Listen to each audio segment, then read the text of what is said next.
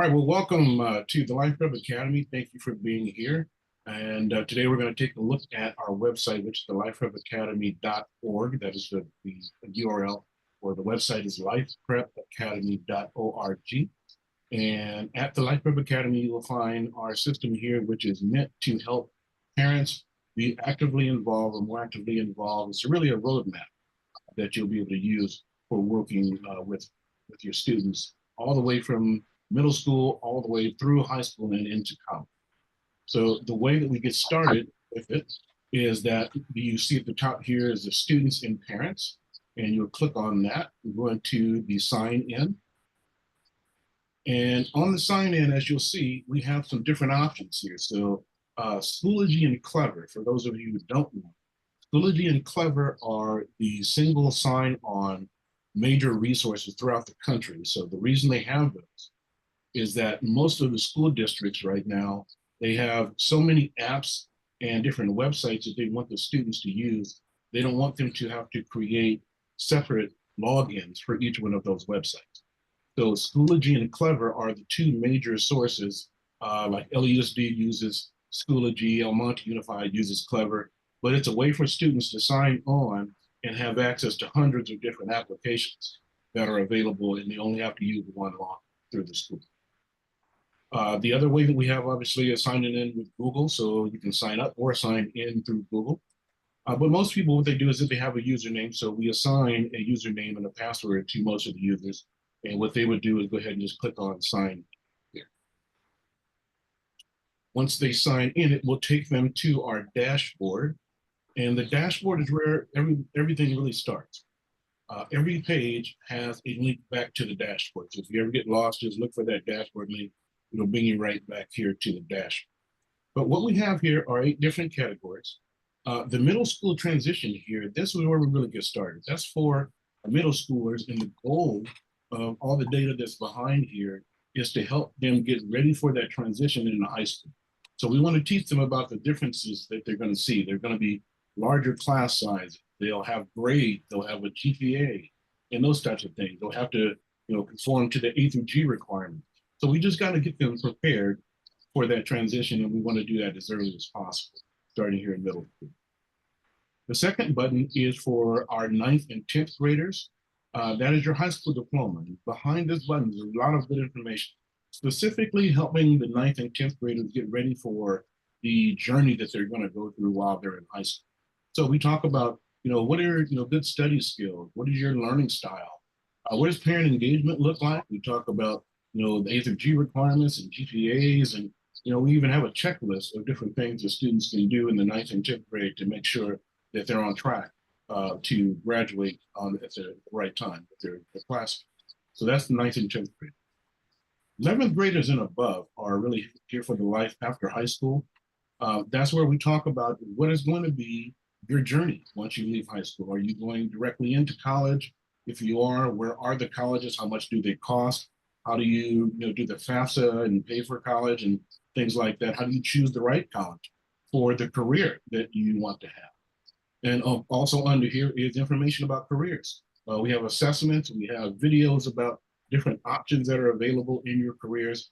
And the nice thing is we want to make sure that your high school, your college journey or your education journey after high school fits the career that you need or that you're looking to go into. So that's where we talk about what those options are and how to make sure that you're making the right choices as far as college and career. Then the last one is really for our seniors and above. The healthy living and social skills. This is the section where we want to make sure that those students that are now leaving high school, they're going to be on the campuses. We always recommend that if a student has the opportunity to spend a couple of years, the first couple of years on a campus in the dorms, then that's a really good thing for them. So we want to make sure that they understand that once you're there on your own, you have to take care of your mind and your body. So we have wonderful things there to help them learn about eating properly. We don't want them just having hamburgers and French fries only, but eating properly, getting good sleep, taking care of your body. We have a lot of good information on mental health under here. We also talk about social skills and diversity and equity and inclusion and those types of things. Just some great things to make sure that they have a great experience when they're outside of the home and onto the campus or living on their own. And then on the homework help sites, this is really how Educate California got started. In my case with my son, we learned that he was struggling in high school, and he told me, he said, "Dad, no, I'm reading the book, I'm listening to the teacher, it's not sinking in. I'm just no, maybe there's something wrong with me." And I realized that he didn't understand about his learning style. And so what I did was I said, "This is learning styles." And I taught him about, the audio and auditory and the visual learning styles. But then I showed him a website that I'm going to show you in a moment that talks specifically about the kinesthetic learning style, those that are very experiential. And that's what most students are nowadays. But what I told him is basically, if you're reading the book and you're listening to the presentation and it's not working, why don't we find some engaging websites that have videos and different things? Because if you're clicking and mousing around and scrolling through the pages, that changes the experience. And most students nowadays, because of technology, they're used to that. And so that's what we did. I found websites that matched pretty much everything he was studying in high school, meaning language arts, math, social studies, science, everything that he was studying. We found good websites to help him with it, and it changed dramatically. When he started doing that, matching the website and reading the book and doing it all at the same time, things changed dramatically for him because he was learning in his learning style. So we have some wonderful websites, and I'll show you those in a moment. And then we have scholarships. Once again, the number one reason why students, say that they don't go to college is, the fear of the amount of money that they're going to have to pay for the college and the investment and so forth. But we have some great scholarship that will help our students, always understanding that the key to the scholarships is a 3.25 GPA or better. So parents want to make sure you understand that. When your students get to a 3.25 GPA or better, they have a higher chance of getting the scholarship and getting the better scholarships. And of course, if they have a better GPA, then there are even more scholarships for those who have higher GPAs. And then lastly, we have the foster, homeless, probation, undocumented, and special needs youth. So those are what we call our opportunity youth. And we have a whole section in the curriculum specifically to make sure that those students that fall under those categories have an equitable experience when they get to college. Many of the colleges have programs, they have affinity programs, but there are all kinds of different resources that are available for those students. So we put them all behind this one button. And actually, those buttons make up a total of 3 books. The middle school was about a 40-page book. The next 3 was one book that was 80 pages. And then the foster, homeless, probation, undocumented, and special needs youth, that was another 80 pages. So we have a little more than 200 pages worth of data behind these buttons for you. And then lastly, the programs in the administration only here that you'll see, we have a lot of students that are in the 18 to 24-year-old category that aren't necessarily interested in going to get their 2-year or 4-year degree. So we actually have programs behind here. I'll just kind of show you what's behind here. There's another 8 buttons. These are programs for students that are 18 to 24 that are looking to do like a certificate or get a license.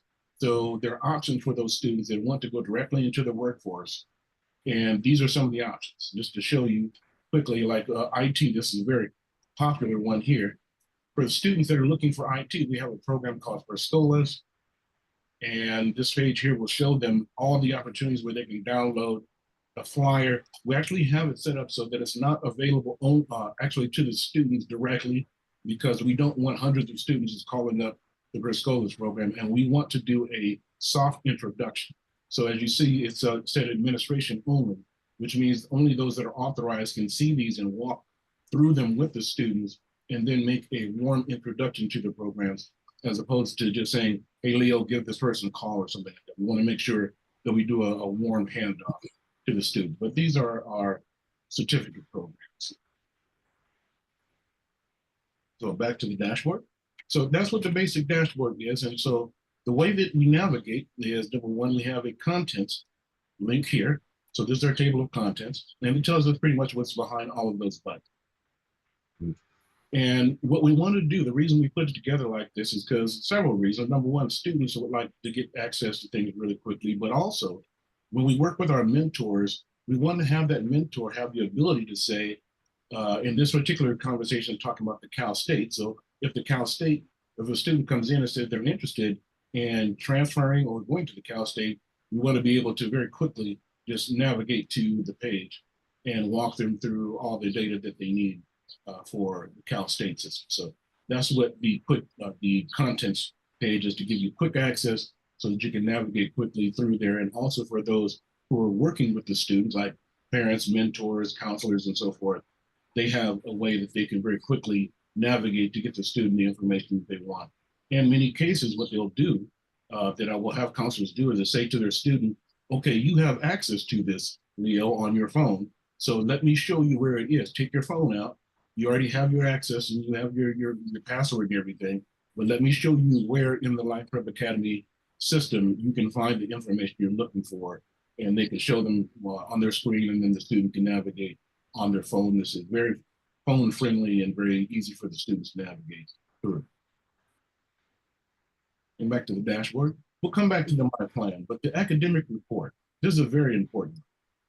This one is, this page is very important because I had a counselor who was an award-winning counselor, and she told me that there are major systems out there that the districts use, like Naviance, Zello, big giant systems like that.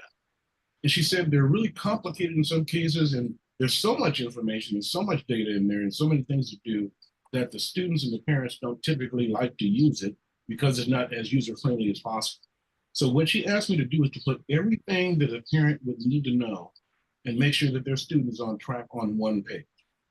And that's what this page is about.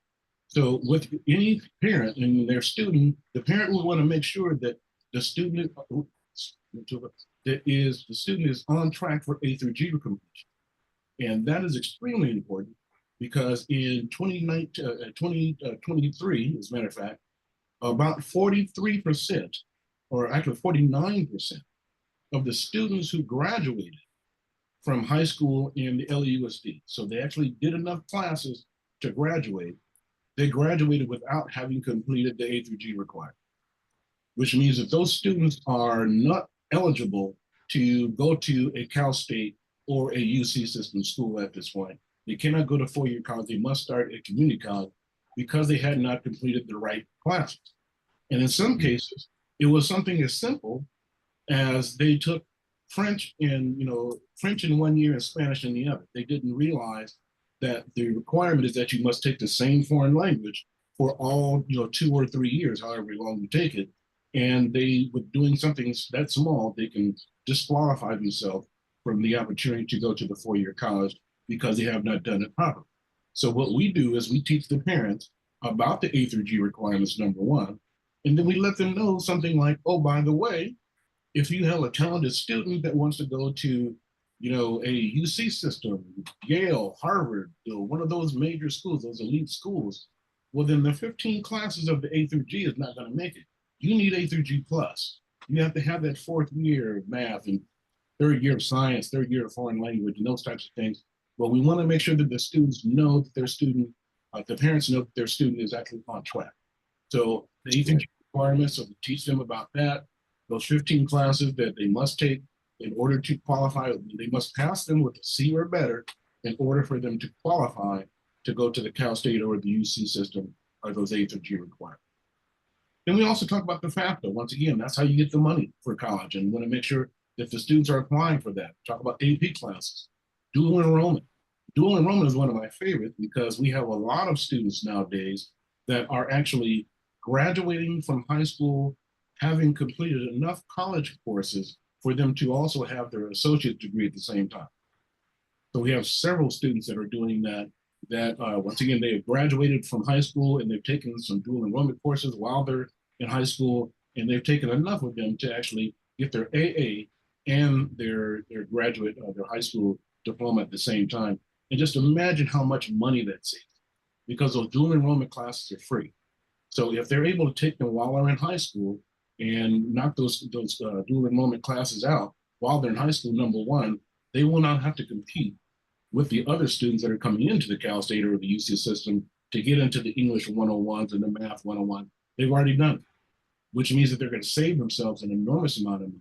And most importantly, if a student is able to take dual enrollment courses while they're in high school and do well on those courses, they really do have a mastery of that subject, and their confidence level goes through the roof.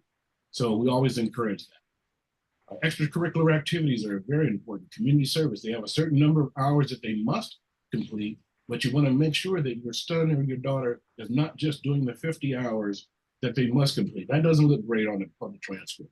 But if they're doing 100 hours, 150 hours, that shows the person that's reading the transcript that they really are serious about it and they really like the extracurricular activities and the community services. But what colleges are available, major, minor, and once again, you still have the links. If they don't understand how to choose their major or minor, we have all these links that are in here for them to show them. Here's a guide of how to choose your major. What does a major look like? What's the difference between major and minor? So we have all these links that are dispersed between into the curriculum to help them if they don't know exactly how to make it happen with their want. And then they can put some notes in there just about some things they want. And as you see, there's always a button, Save Report. That means that once they hit that, that actually saved it to your son or daughter's profile. And you can go back and look at this. And that's the goal. The goal is to make this so that your student has a support system for them. So they have the counselor who can see this, they have the parent who can see this, they have the student in the middle, and then they have a team for them. So now, Leo, now that you've told us about these things, we're going to work on these on your behalf. And I'll show you how that works in the plan section also. But always remember to hit save because it saves it to your child, to their profile. We'll go back to the dashboard. By the way, when we do our workshops, we have videos, especially when we do them virtually, and we will put the videos online so that you can come back and watch the videos. Here's some of the ones I do for my students that are with the County of Los Angeles, being smart about money, creating your dream, college and career exploration, but we always put the video there so that students can go back and watch them in this particular case with the county so that they can do the pre and post surveys and get credit for having attended the courses. So very good that you always have your access to your videos. And then the most important one that we have here is the My Plan. Under My Plan, what we have is the abilities we want to make sure that once again, those parents and the students understand the importance of and the meaning of the A through G requirements so that they don't miss out on the opportunity to go to the Cal State or the University of California if that's their choice. But what we do is we actually have them put their information into the system. So they'll come in and say, in the fall, they took US history and they got an A for 4 credits. And they'll put that information in.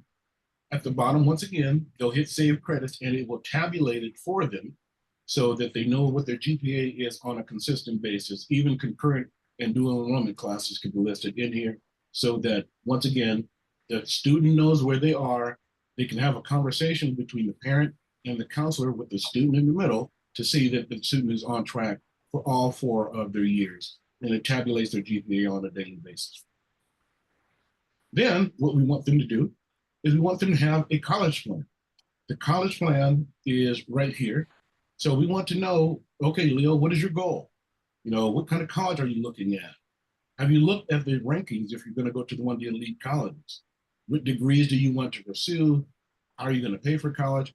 But it gives me an opportunity as your coach or your mentor, once again, the ability to understand what are your wishes? What exactly are you looking to do? Once again, you're hitting save every time. You put your information into the database.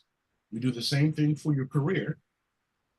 What kind of internships are you looking at? Who will be part of your network? Where will you get your letters of reference? Things like that. Saving again. And then we have the same thing for your financial. What is your goal as far as your banking relationship? We want to know that you understand the importance of having a banking relationship. Because you got to realize that, if just having a checking account is cool, but down the road, you may want to go back to the bank for a loan. And the best way for you to get approved for that loan is to have a relationship with that.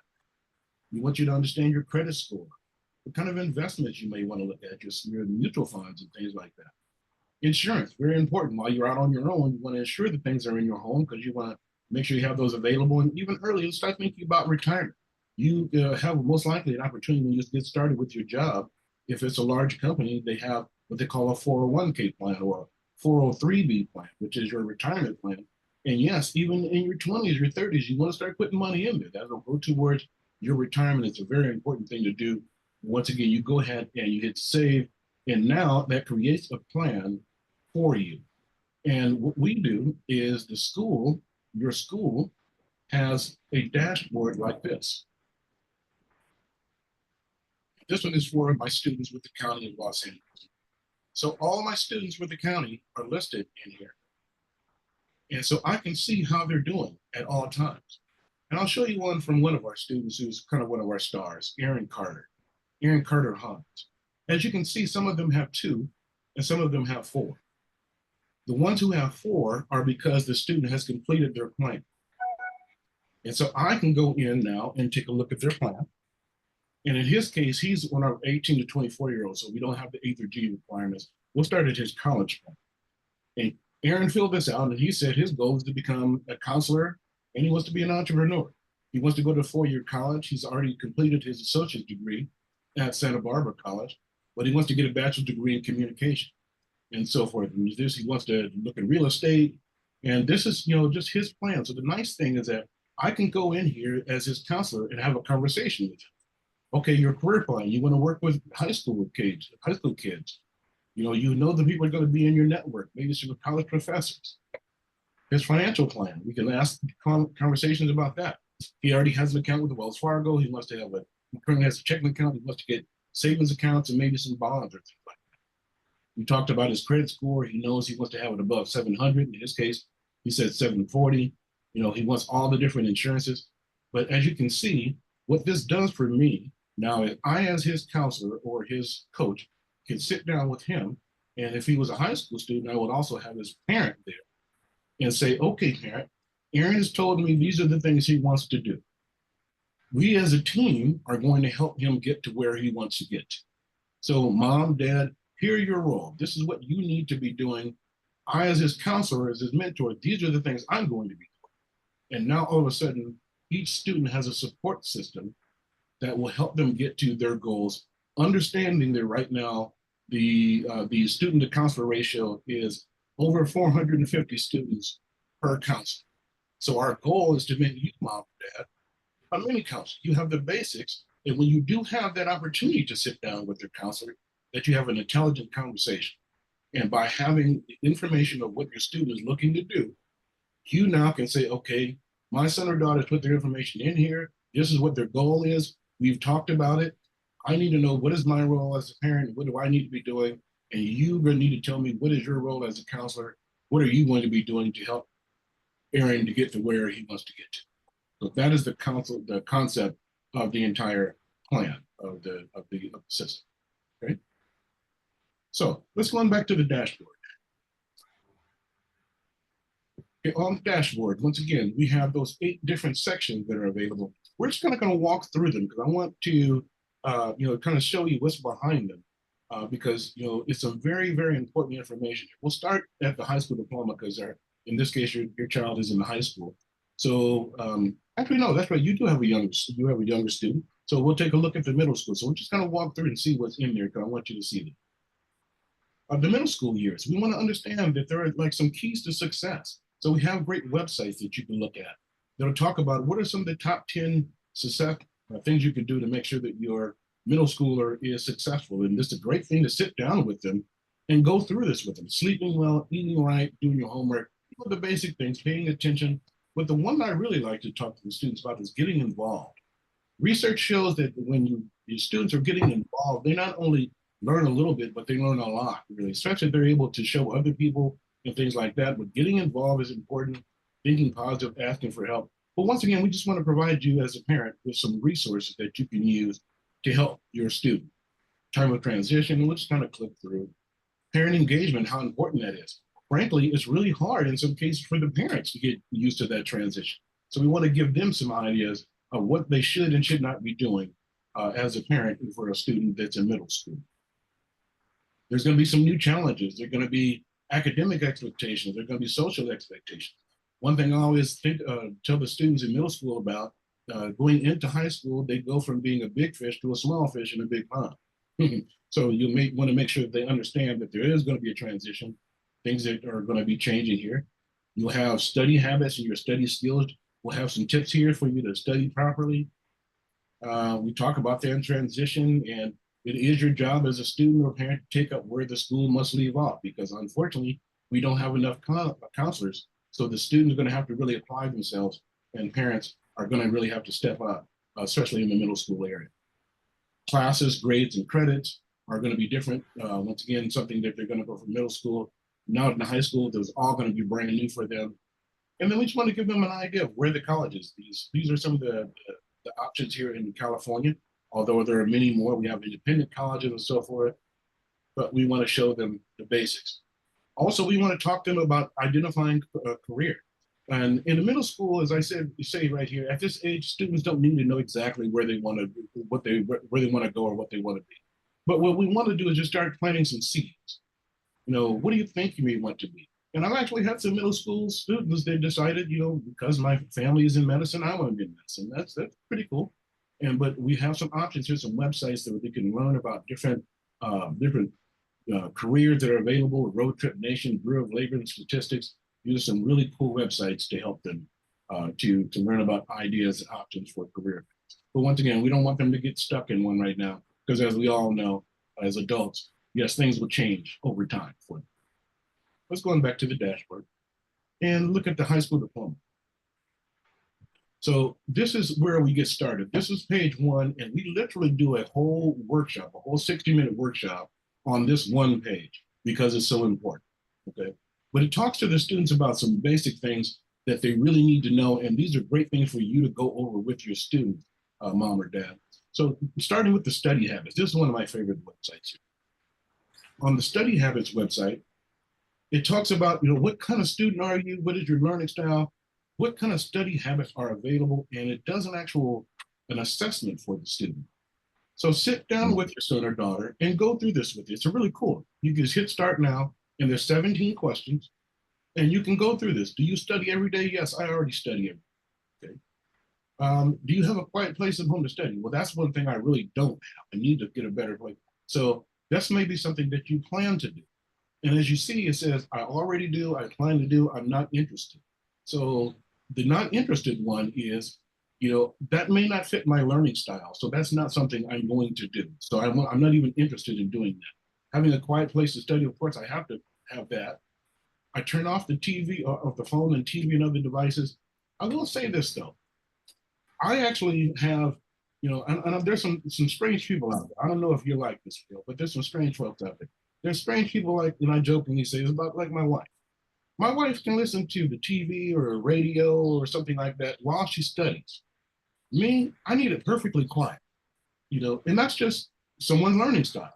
Some cases, it's a really good thing to have the TV on just to give background noise or have, you know, something, you know, some radio or planes. That works for some people, but that's why this assessment is so good, because you can really go through and see, well, maybe that's something I really should do, or something, no, you know, having noise and things like that. No, I'm just not interested in that. But at the end of it, it gives you a report that shows where you're strong and where you could even get better with your study habits. So this is a really cool site that I love to take a look at. Another one that is excellent here, just note-taking skills, especially for high school, and especially those in the 11th and 12th grade.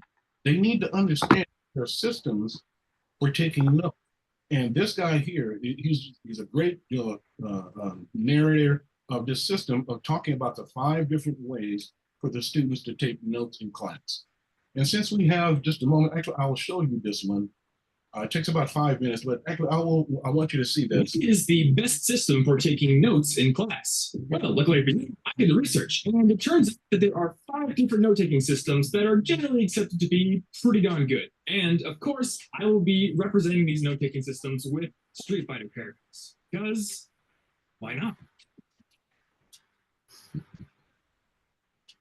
So the 5 note-taking systems I'm going to go over in this video include the outline method, the Cornell method, the mind map method, the flow method, and the write on the slides method. The first note-taking system on my list is the outline method. I've chosen Ryu to represent it because the outline method is straightforward, based on hierarchy, disciplined, and overall very simple. In fact, you couldn't get more simple than the outline method unless you were just straight up writing paragraph notes down. And if you think that's going to be a good note-taking method, well, things are not going to work out for you. So the outline method is a note-taking system that's based on bullet points and hierarchy. Basically, to take outline style notes, you simply create top level bullet points of all the main points in the lecture. Then you make lower level bullet points to fill out all the details. If you're taking outline notes on paper, it's a good idea to either space out your main bullet points or summarize them at the top if your professor goes through them, and then make new bullet points that are more detailed down the line. However, if you're taking these notes on a computer like I always did in a program like Evernote or Byword or another word processor, you can easily go back, add new bullet points, and format things without having to mess up the structure of your document too much. So honestly, for the outline method, I think using a computer is a perfect approach. The second note-taking method on my list is the Cornell method, and I've chosen Chun-Li to represent it because she's got multiple kicks and it's got multiple sections. The Cornell method was developed by Walter Pock back in the 1950s, and it still holds up pretty well today. When you take your notes in the Cornell style, you divide your paper into 3 distinct sections. On the top of your paper, you'll have 2 different columns, the left one being the cue column, and the right one being the note-taking column. And underneath those 2 columns, you add another box for the summary. During class, you use the note-taking column on the right to write notes in a normal style. However, this is where the Cornell method deviates from other note-taking systems.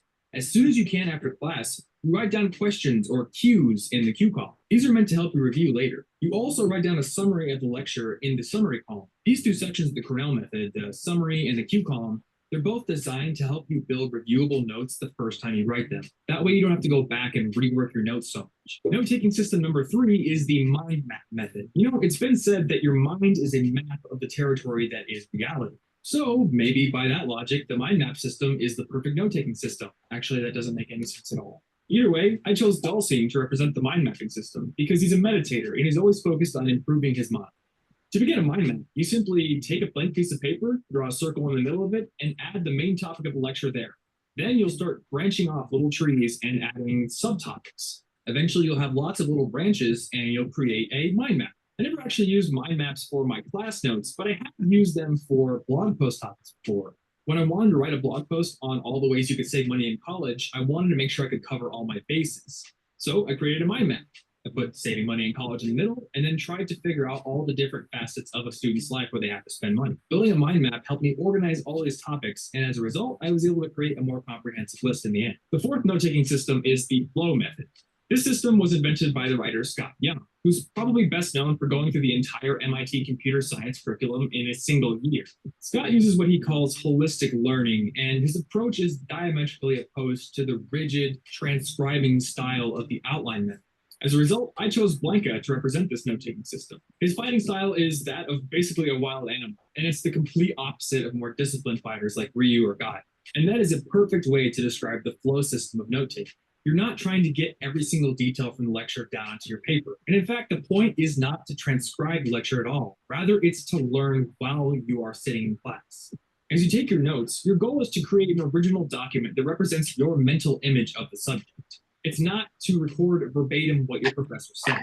As you take notes, you can go back to earlier points, add details, draw in arrows and little offshoots, and basically create something that is your own. The entire point of the flow system of note-taking is to learn it once. This lets you accelerate your learning, and that's the real strength of the system. The final system of taking notes is the crazy man's way of taking notes.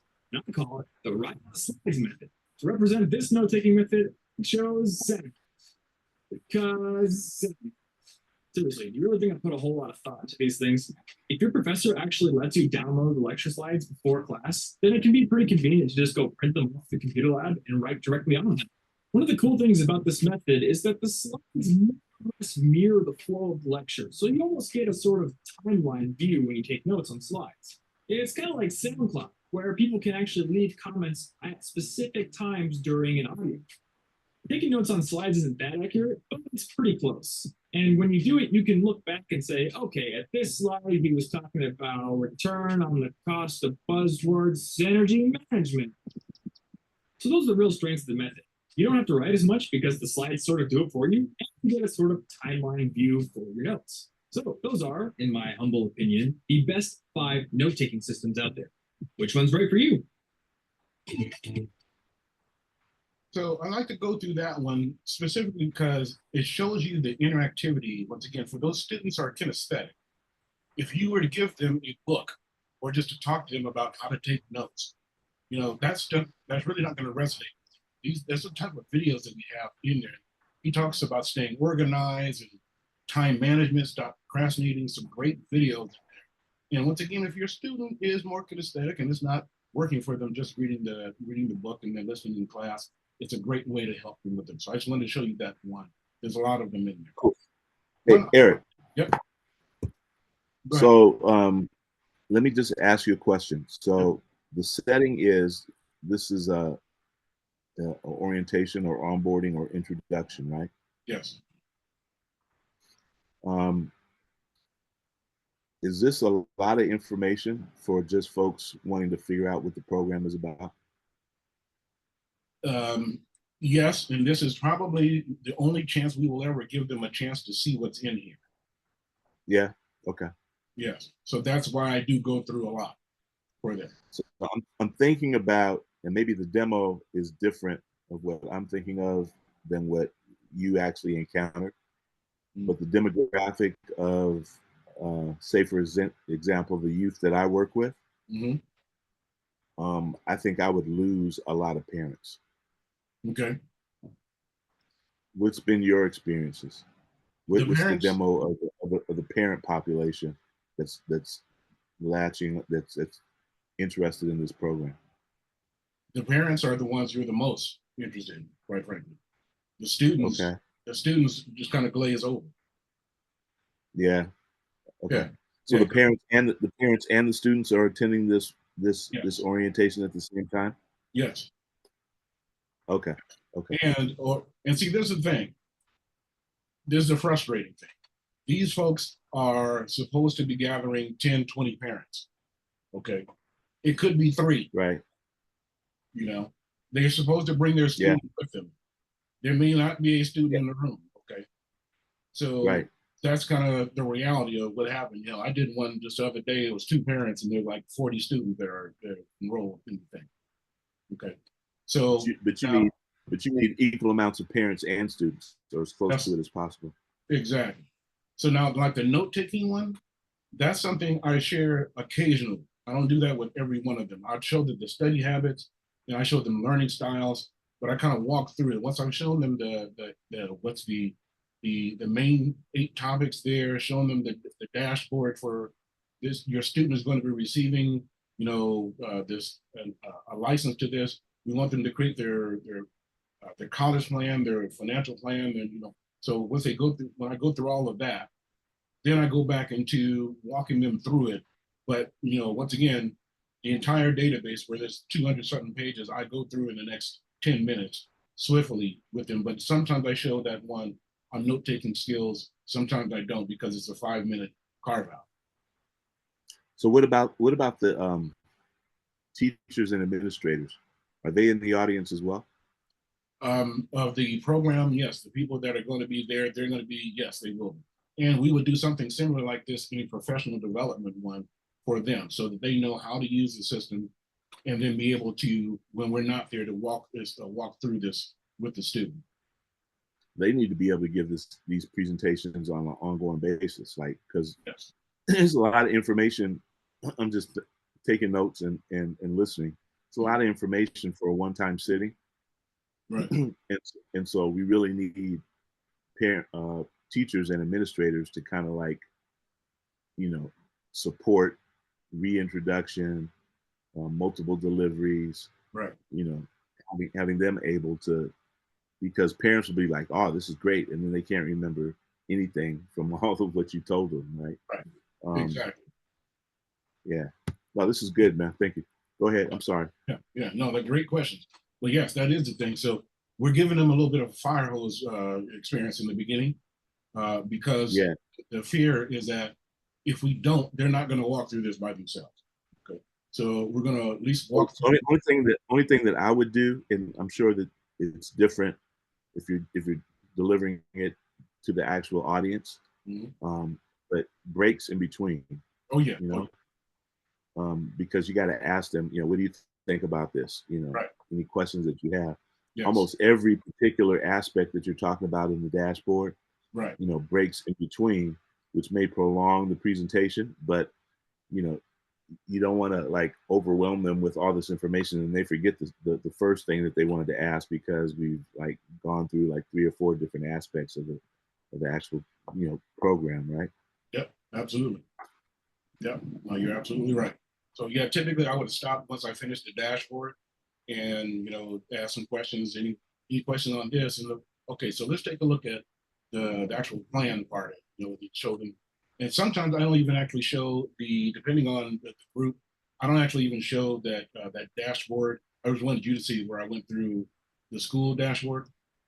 Like in this case, Now the dashboard is key, homie, yeah, because it talks about all the various aspects of the process that they need to go through, right? right, Um, and then digging deep into each one of the buttons of the dashboard. Going into middle school and high school planning. Going into scholarship aspects of stuff. Those are just as important as well. It just you just got to make sure that you're checking back and forth with the audience to make sure that they one are still engaged, and two, see if they have any questions, mm-hmm, and three, just give some scenarios of how you've used it as a parent, how others have used it as a parent. Those testimonials and stuff that you talked about are key, yep, so that they can, because oftentimes the parents are just as disengaged with regards to asking questions as the kids are. So you right. need to help them along, right? Oh yeah, Plant some seeds, give some incentives so they can start to engage and stuff like that. yep, And that's where it goes for it. I mean, not necessarily the completion of every aspect of the website, but to get folks to see at the beginning stages, at the very entry level stages of the introduction, what the value of this is. And if they see value up front, then they'll start to investigate the stuff that we haven't even covered. You know right, what I'm saying? yep, yep, absolutely. So yeah, in some cases, like in this particular case, for what you're doing with the CSU, um, you don't even need to show this particular page in some cases. I mean, Yeah. because this once again that goes deep where we're talking to someone, we're talking about the counselor and so forth. You could get the same exact response from the my plan pages where you just let them know. And you see, I don't know, did you see this pop up here, the Life Prep Academy? You have to push this button because we have a feature in there that Yeah. Cal State has it where if a student starts putting data into the system and then leaves the page, it can't erase the page. So we have a new feature that we just had to add on each of the pages here. So you see it, Kate, Okay. yeah, so it'll come back so the person doesn't have to re-input if their system shuts down or something like that. It doesn't erase all the data that they put in. But we just add that. But yeah, you're right. Especially when we're talking about the college plan and all these different plan pages, these are critical because we want to get into the person's mind that you're going to have this for the next year and possibly more. And you want to be able to capture what is your student plan and to be able to discuss Yeah. that and with those almost non-existent counselors. So let me hold on a second here. Let me turn off for a second here.